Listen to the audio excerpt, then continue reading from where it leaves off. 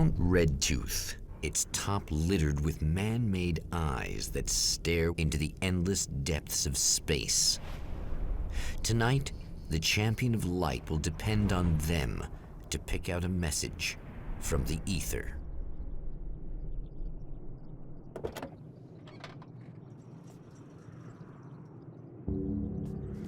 As history repeats itself, the man remembers the patterns. He knows that he needs the missing part for the telescope. I better find Dr. Meadows' car. That's where the camera should be.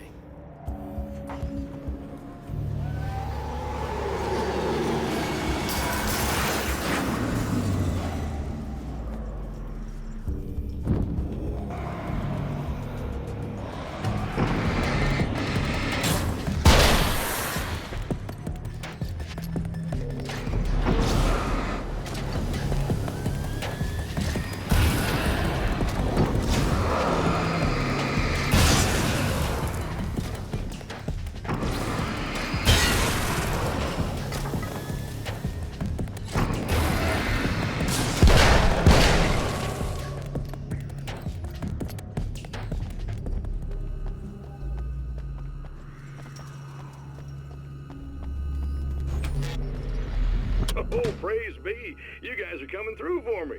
A pretty little light just started blinking on my board here, and that means there's a caller out there. You know, when the hours stretch into eternity like this, when it feels like I'm stuck in a rut and just reliving the same endless night over and over again, I feel genuinely touched by someone actually reaching out to me, breaking the monotony. I just want you to know that it really matters to me. Caller, you're on the air. You suck, idiot! Did you know that this is my dream job? True fact.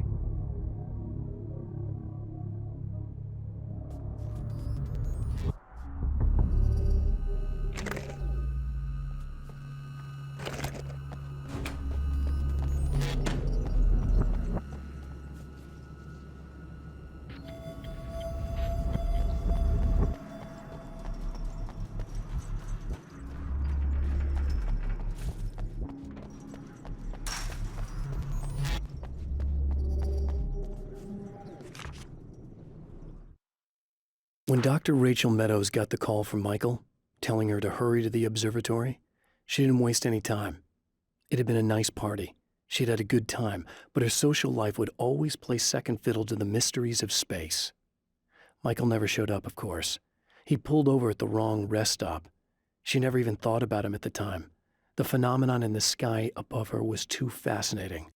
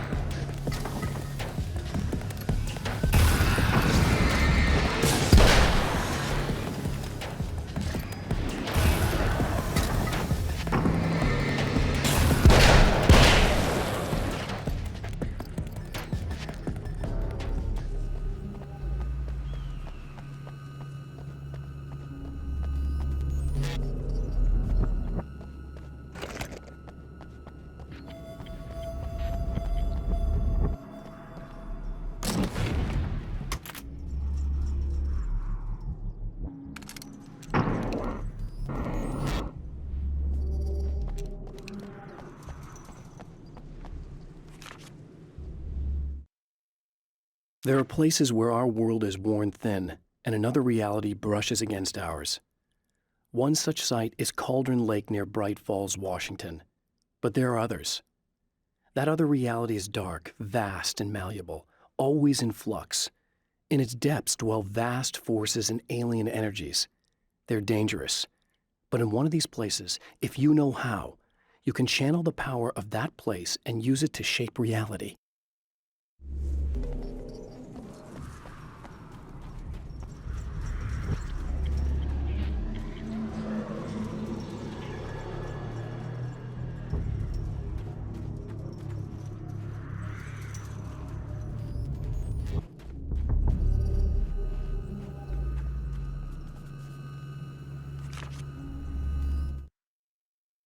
The darkness rose from the depths of Cauldron Lake and took Alice. It needed words. It needed me to write its way into our world. She was leverage, a hostage. I complied, but with a twist. I put in a loophole that gave me a chance to fight back. I was hunted by shadowy enemies, but I faced the darkness. I fought it with light. I drove it back. I saved Alice, but it came with a cost. I was trapped in the dark place below Cauldron Lake.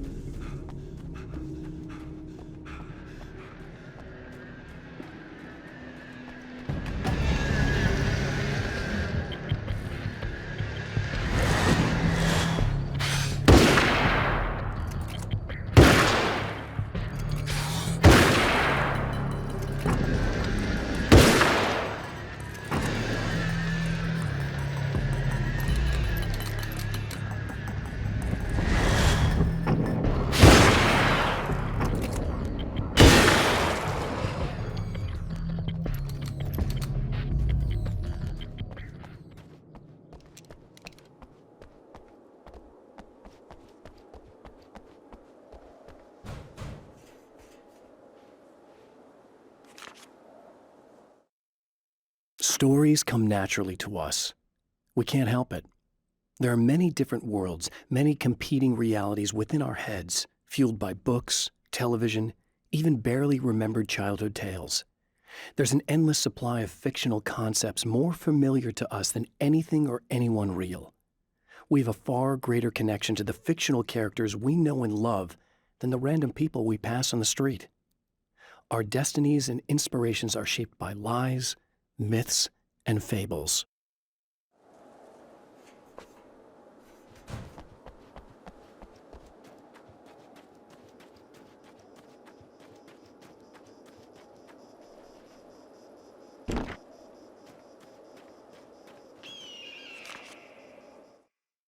The Taken may well be the tool the darkness favors over any other. At some point, they used to be human, but whatever humanity they once had is long gone. Now they're just shells covered and filled by darkness. The Taken Mr. throws at me are more grotesque and varied than the ones I first encountered in Bright Falls. But I know how to deal with them. I'd be lying if I said they don't frighten me. But I've survived worse. I can't let them stop me.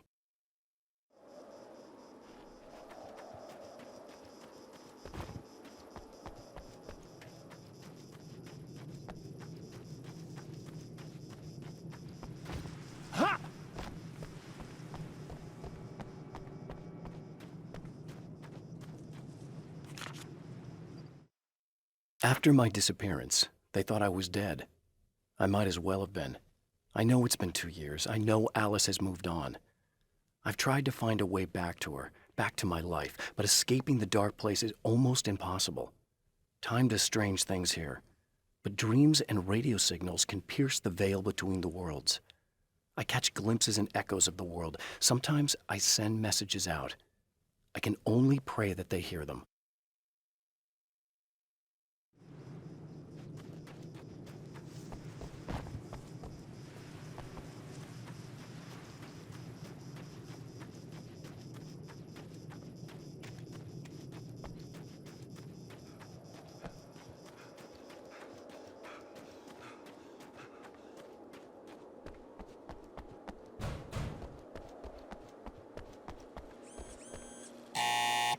It's you! How dare you! No, wait. It isn't you, is it? I suppose you'd better come in. I'll unlock the door. Thanks.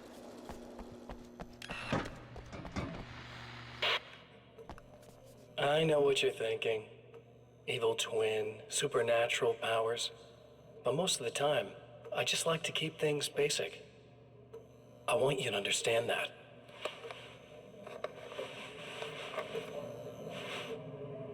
Like this. Need to get your hands dirty? No batteries, no moving parts, just physics. That's technology you can depend on. It's a classic. Speaking of classics, you need to be careful with this one, though. If the victim suddenly twists, you might end up cutting yourself. It's not really a workhorse, but I'm a sucker for this style. Now this is more like it. You've got slip-resistant grip. Believe me, you really want that traction once you're wrist deep in somebody. The blade's stiff enough so it won't open by accident in your pocket, but it's still really easy to open with just one hand. Now that's a big thing for me. I know what you're thinking. It's too big, too heavy. But sometimes you just need the extra oomph. If you're talking intimidation, this is gonna do the job. Also great for dismemberings and whatnot. You know, the messy jobs. I can't tell you how many things I've MacGyvered with this stuff.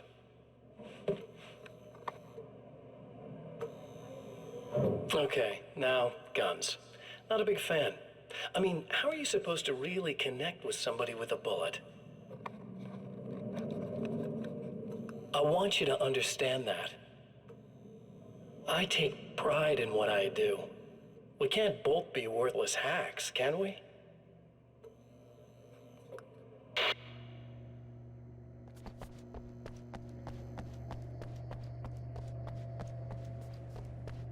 You'll have to forgive me, but this feels very strange.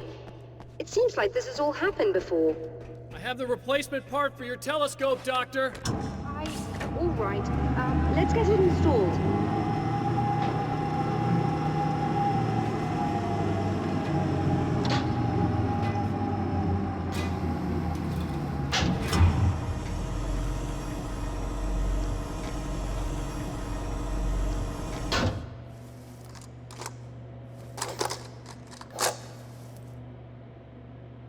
I think we can give this a go, although I have this strange feeling that something will Don't go start wrong. it up yet. There's a problem with the coolant system. Yes, that's right. I remember. All right, let me think. If they're sabotaging it, they'll be at the primary coolant pipe outside. If you can secure it, we should be ready to pick up the signal. That is why you're here, isn't it? Yes, it is. I'll take care of it. Before you go, if you have the time, I'd appreciate if you came up here and explained a few things. All of this is very strange to me.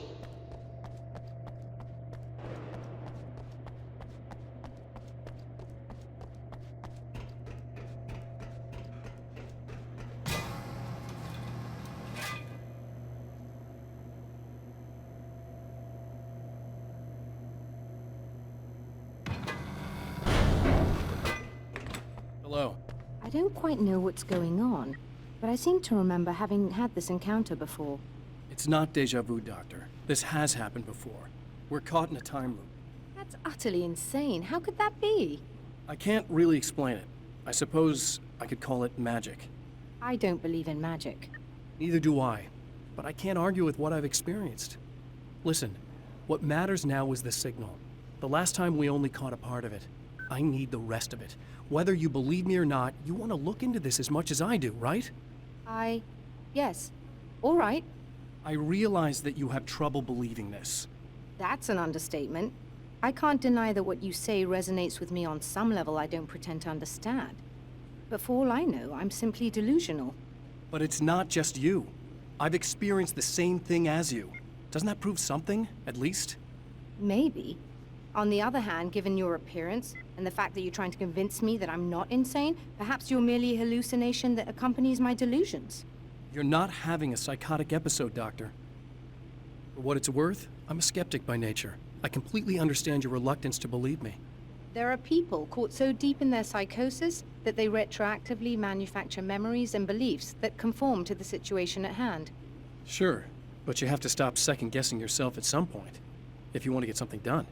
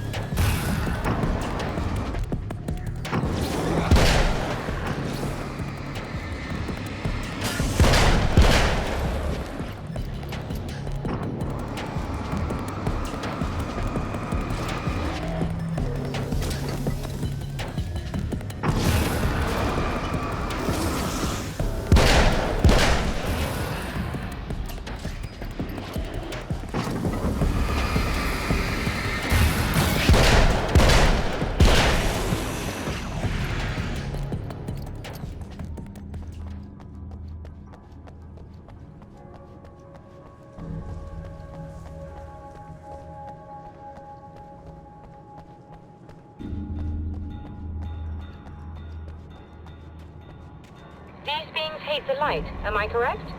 You should be able to turn on the lights and secure the area that way.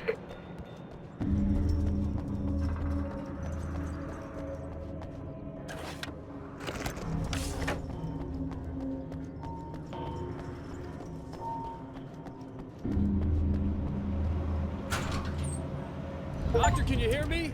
I think we're good to go. All right. I'll start looking for the signal. Please, head back.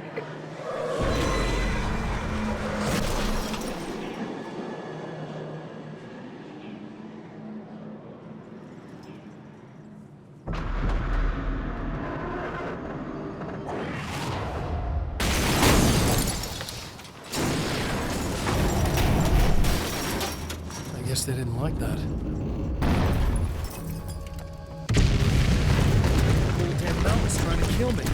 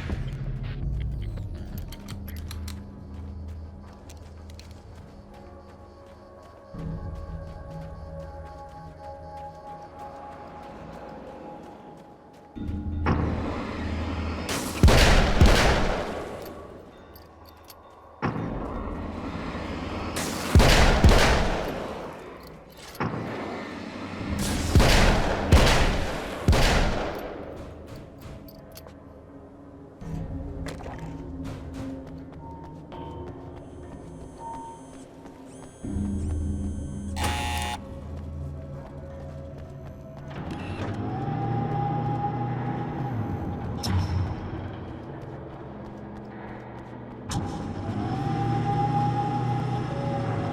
working. Please, come up here.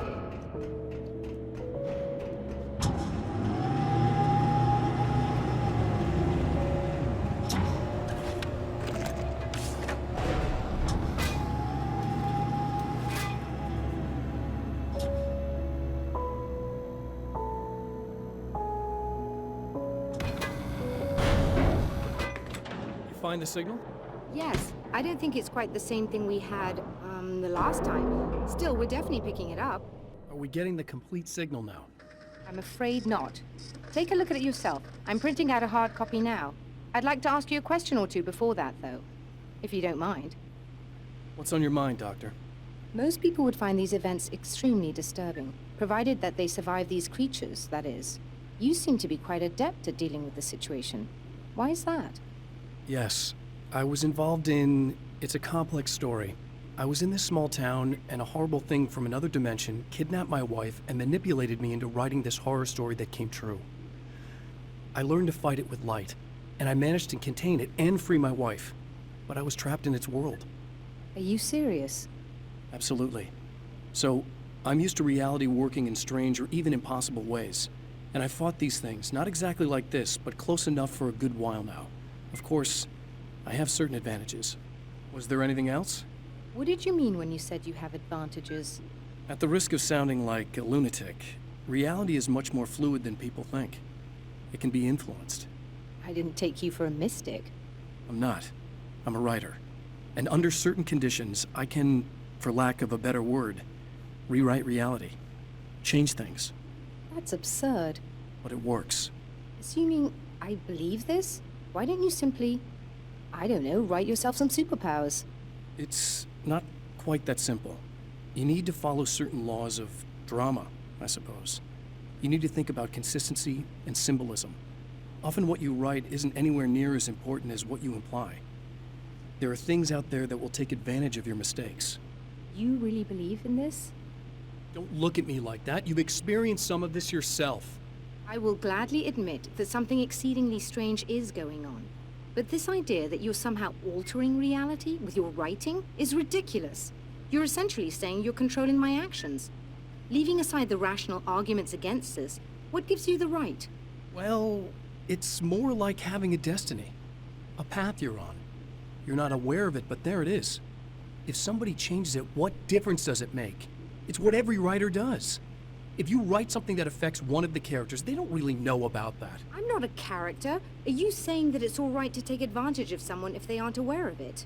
Look, all I meant was that if you're genuinely making all your own decisions, and those decisions lead to whatever destiny you have, what practical difference does it make? I suppose that depends on whether our destinies are determined by things like physics and probabilities, or natural reality, which is presumably neutral and impartial, or by some kind of an intelligence. If it's the latter, that intelligence makes choices based on some criteria. If we suffer as a result of those choices, there's a moral and ethical element involved, regardless of whether we're aware of its manipulations. Wouldn't you agree? You're taking this very well. I thought you'd be hangry. I suppose I would be if I thought you could actually do this. Another printout. Another signal fragment.